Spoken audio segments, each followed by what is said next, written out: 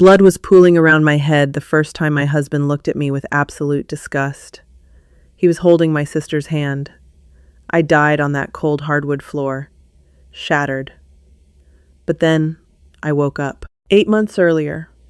This time, I'm not the victim. I'm the executioner. Death doesn't come with a flash of light. It comes with the suffocating scent of Chanel No. 5 and the sound of breaking glass. In my first life, my ending was pathetic. It was a rainy Tuesday night in our upscale Georgetown townhouse. I had come home early from my marketing firm, carrying a bottle of Dom Perignon to celebrate our 3rd anniversary. Instead of a romantic surprise, I walked into our master bedroom to find my husband, Liam Prescott, tangled in our Egyptian cotton sheets with a blonde woman. When she turned her head, the champagne bottle slipped from my fingers, shattering against the oak floor. It was Chloe, my sweet, fragile, 22-year-old younger sister. The sister I had practically raised after our parents passed away in a car crash. I remember the screaming. I remember the absolute absence of guilt in Liam's eyes. He didn't even scramble to cover himself. He just looked annoyed, as if I had interrupted a business meeting. "You're suffocating me, Clara," he had spat, hastily pulling on his slacks while Chloe cowered behind the pillows, playing the victim. "You're always working. Always so rigid." Chloe makes me feel alive. She actually needs me. I ran. I didn't know where I was going, but I ran for the stairs. Liam chased after me, grabbing my arm at the top of the landing. "Don't you dare make a scene, Clara. We need to talk about the house and the assets." I yanked my arm away. I don't know if he pushed me or if my heel caught on the Persian runner, but I fell. The tumble was a violent blur of pain, snapping bone, and crushing impact. I landed at the bottom of the staircase, my neck bent at an unnatural angle. As my vision faded to a pinpoint, I saw them standing at the top of the stairs. Liam wasn't calling 911. He was wrapping his arm around Chloe's waist, looking down at my broken body with a terrifying, calculated coldness. Then, everything went black. I inhaled sharply, my lungs expanding so violently my ribs ached. My eyes snapped open. I was in bed. The morning sun was streaming through the heavy velvet curtains, casting a warm golden glow across the room. There was no blood, no broken neck, no shattered champagne bottle. Trembling, I reached for my phone on the nightstand. The screen lit up. October 14th. I dropped the phone as if it burned me. October 14th. This was exactly 8 months before my death. The day before Liam officially launched his tech startup, Synapse Solutions, a company funded entirely by draining my grandfather's trust fund behind my back. I scrambled out of bed and ran to the master bathroom. I gripped the edges of the marble vanity and stared into the mirror. My face was flushed, my breathing ragged. But I was whole. I wasn't dead. I had been dragged back through time, placed right back onto the chessboard before the king and the pawn could corner me. The bathroom door creaked open, and Liam walked in. Sleep-tousled and devastatingly handsome in that boyish, negligent way that had completely fooled me for 5 years. "Morning, babe," he mumbled, wrapping his arms around my waist from behind and resting his chin on my shoulder. "You're up early. Big day tomorrow. I'm going to need you to transfer that last 50 grand from the joint account to Synapse by noon, okay?" A wave of nausea so intense it nearly buckled my knees washed over me. His touch felt like crawling spiders, but a strange, icy calm abruptly descended over my mind. The old Clara would have smiled, kissed his cheek, and willingly handed over her inheritance to support her husband's dreams. The reborn Clara saw him for exactly what he was, a parasite. "Of course, darling," I lied, my voice steady, though my reflection in the mirror looked unrecognizable. The softness in my eyes was gone, replaced by something hollow and sharp. "Whatever you need." He kissed my neck, completely oblivious to the venom coursing through my veins, and stepped into the shower. I walked back into the bedroom, picked up my phone, and opened my messages. There it was. A text from Chloe, sent at 2 a.m. "Chloe, missed you tonight. So proud of you for tomorrow. Love you." She hadn't sent it to me. She had sent it to Liam. In my previous life, I had seen it pop up on his lock screen and thought nothing of it, assuming she was just being a supportive sister-in-law. Now, the context was glaringly, disgustingly obvious. I didn't cry. Tears were a luxury for the weak, and I had already bled out on a hardwood floor for these people. I calmly deleted the message so Liam wouldn't know I'd seen it, got dressed in a sharp crimson street, John's suit, and left the house before he finished his shower. I had exactly 8 months to destroy them, and I was going to enjoy every single second of it. My first stop wasn't the office. It was a nondescript brick building in downtown Washington, the office of David Caldwell, an estate lawyer who had been my grandfather's most trusted confidant. "Clara," David said, adjusting his wire-rimmed glasses as I sat across from his massive mahogany desk. "This is highly unusual. Restructuring the blind trust completely, moving the liquid assets into a secure shell corporation. You do realize this means your husband will have absolutely zero access to these funds?" "That is precisely the point, David," I said, crossing my legs. "And I need it done quietly. If Liam's name is on any paperwork requesting a withdrawal, I want it flagged and denied. Tell him there is a temporary freeze due to an IRS audit on my late grandfather's estate." David looked at me for a long moment. He was a sharp man, and he could read the temperature in the room. He simply nodded. "Consider it done. The paperwork will be filed by the end of the hour." By noon, the $50,000 Liam needed for his precious startup launch was locked away. When he called me, frantic and screaming about the bank error, I played the perfect distressed wife. "I don't understand, Liam. David said it's an audit. There's nothing I can do until they clear it." "I'm so sorry, sweetheart. You'll just have to ask the bank for a bridge loan." I could hear him hyperventilating on the other end of the line. "A loan? Clara, my credit is maxed. The launch is tomorrow." "I know, honey." "I'm devastated," I cooed, staring out my office window at the Potomac River, a genuine smile playing on my lips. "I have to run into a meeting. Love you." I hung up, feeling the first hit of adrenaline. It was intoxicating. Later that week, Liam, desperate and sweating, managed to secure a high-interest loan to keep Synapse afloat. He was miserable, stressed, and snapping at everyone. I played the supportive angel, brewing him chamomile tea while quietly hiring Mike Vargas, a private investigator with a reputation for being ruthless and discreet. I paid Vargas a hefty retainer in cash. His only job was to shadow Liam and Chloe 24 hours a day. 2 weeks later, the annual Arlington Charity Gala arrived. In my past life, this was the night I stayed home with a migraine, while Liam took Chloe as his +1, claiming she needed to get out of the house. That was the night they first slept together in a hotel room downtown. Not this time. I stepped out of the Blacktown car wearing a backless, emerald green silk gown that clung to my curves like water. I had spent 3 hours at the salon. My hair, usually pulled into a severe bun, fell in loose, dark waves down my back. Liam, wearing his rented tuxedo, stared at me with his mouth slightly open. You look different," he muttered, seemingly unnerved by the way the photographers flashed their cameras as I stepped onto the red carpet. "I feel different," I replied, hooking my arm through his with an iron grip. "Let's go network, darling. You need investors, don't you?" Inside the ballroom, the air was thick with expensive perfume and the clinking of crystal flutes. Liam immediately began scanning the room, his eyes darting around like a starved hyena. He was looking for one man, Nathaniel Reed. Nathaniel was a venture capitalist, a self-made billionaire notorious for his ruthless business acumen and his absolute refusal to invest in anything he didn't personally believe in. He was also, objectively, the most intimidating man in Washington. Tall, broad-shouldered, with piercing slate-gray eyes and a jawline that looked like it could cut glass. "There he is," Liam hissed, his grip tightening on my arm. "Clara, stay here. Don't embarrass me. I need to pitch him." I watched Liam scurry across the room, desperate and pathetic.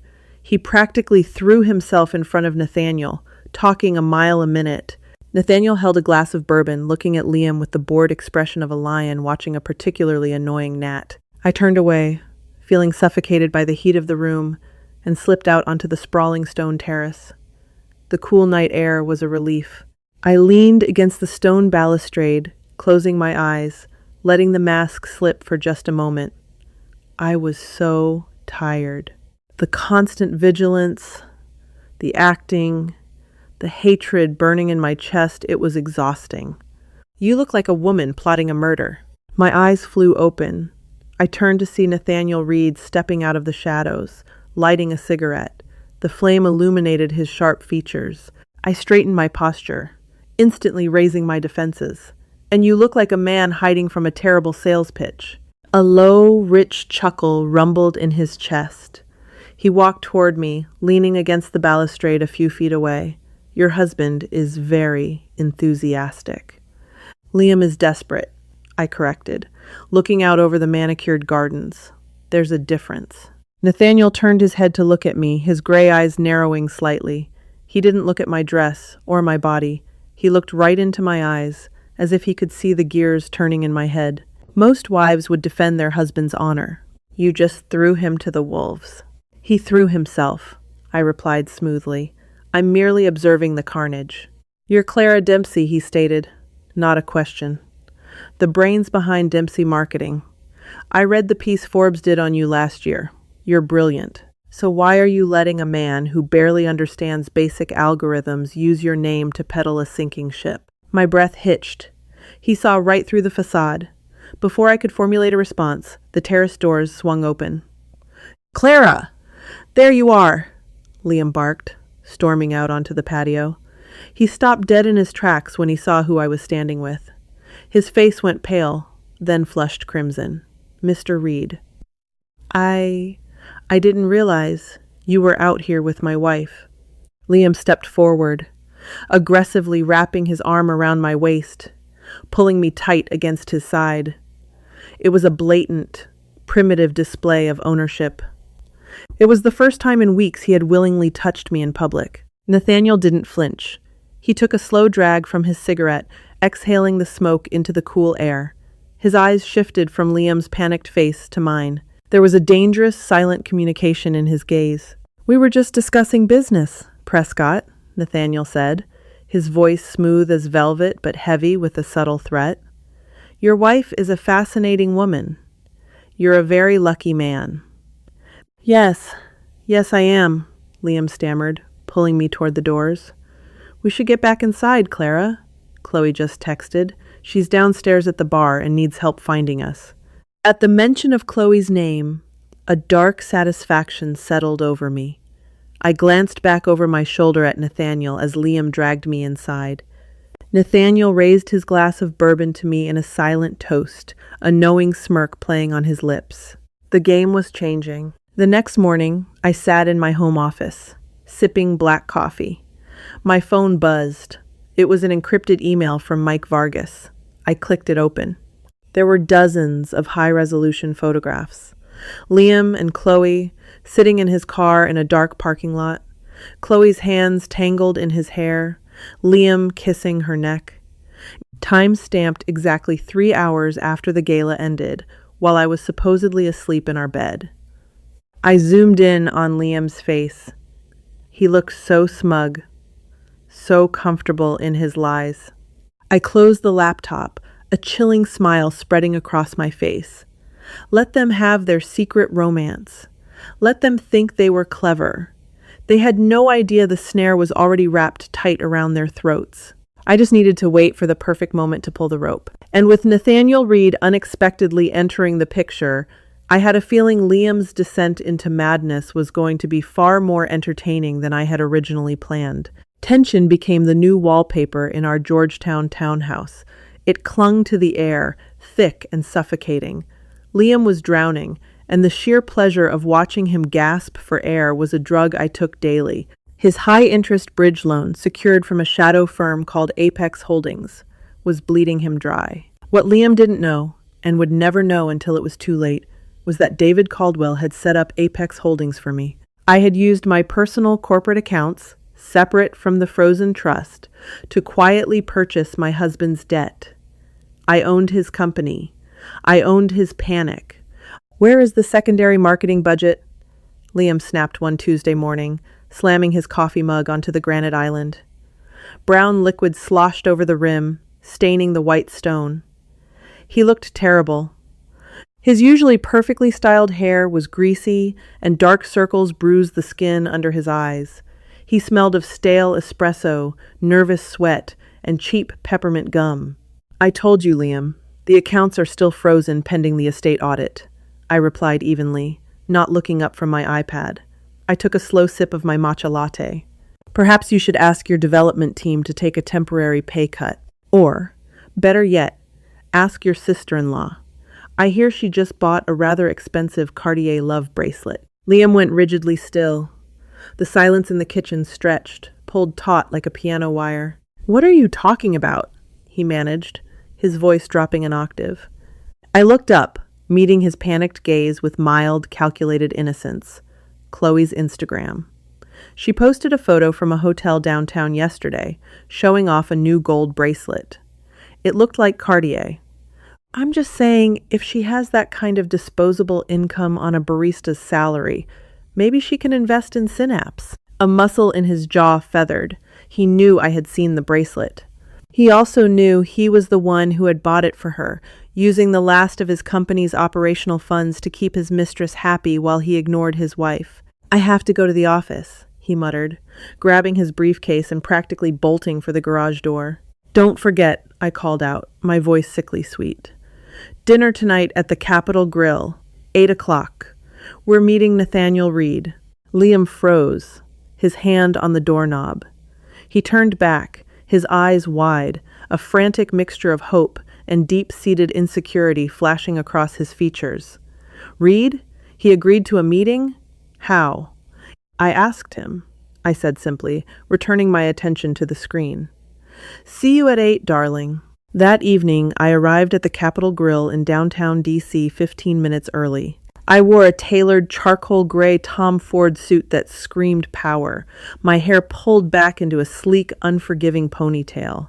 Nathaniel was already at the corner booth, nursing a glass of Macallan 18. Clara, he said, standing as I approached.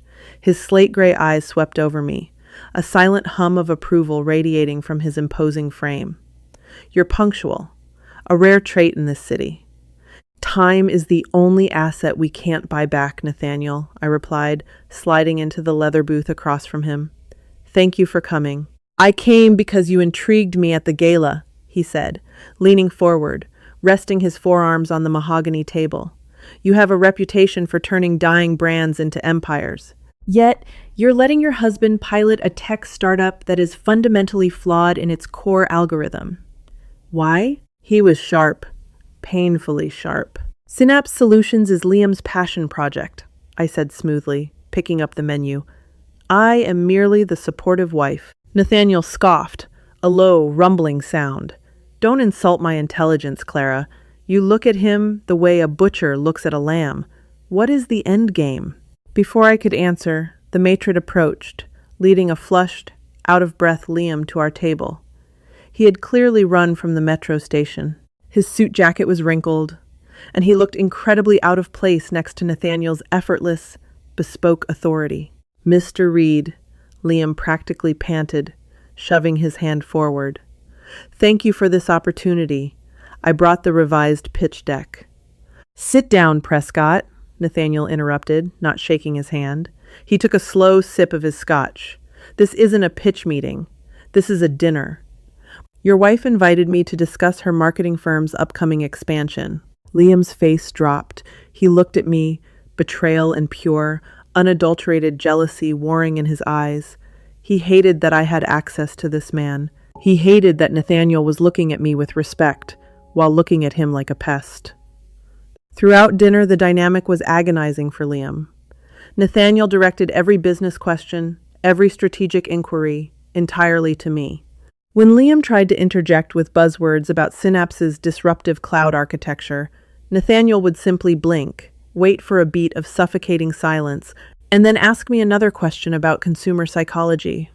By the time the check arrived, Liam was vibrating with a toxic mix of rage and humiliation. He practically dragged me out to the sidewalk under the warm glow of the street lamps. "What the hell was that, Clara?"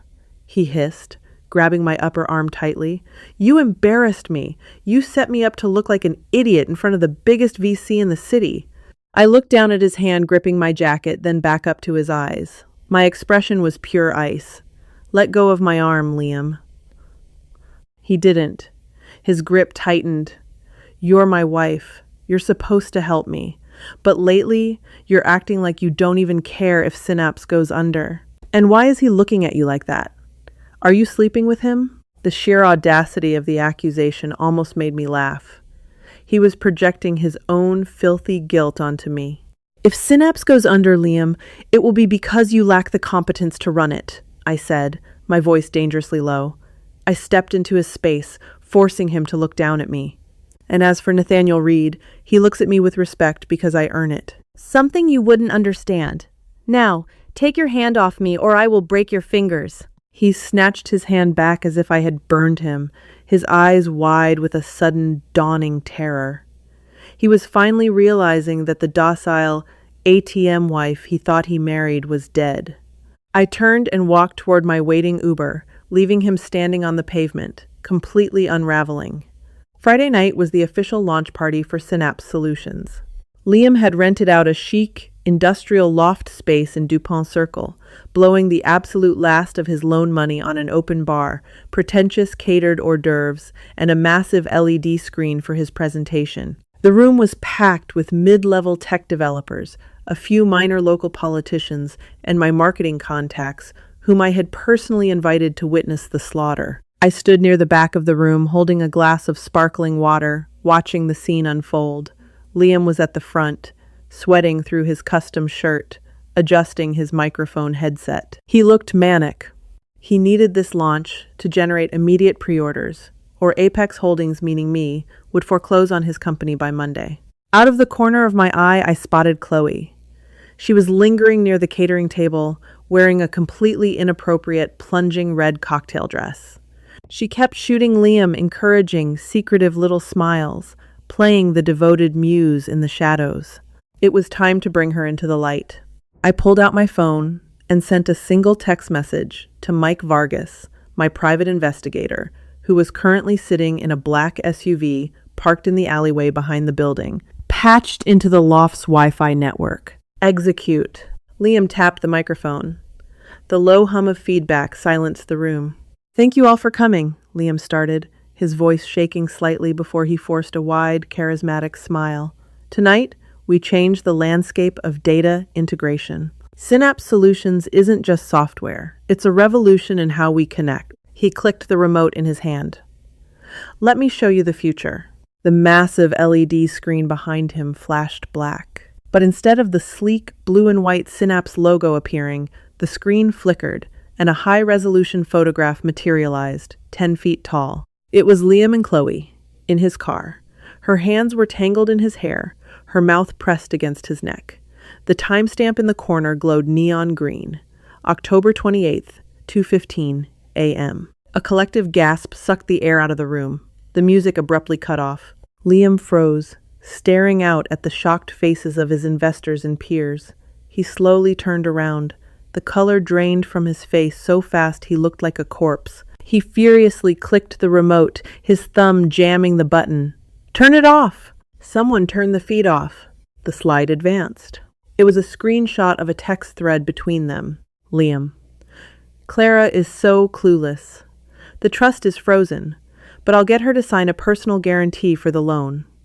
Just wait for me at the hotel." Chloe: "I hate that you have to go home to her. I love you." "Chloe?" A sharp, horrified voice rang out from the front row. It was my aunt who had flown in from Boston for the event. She stared at my sister, appalled. Chloe dropped her champagne flute.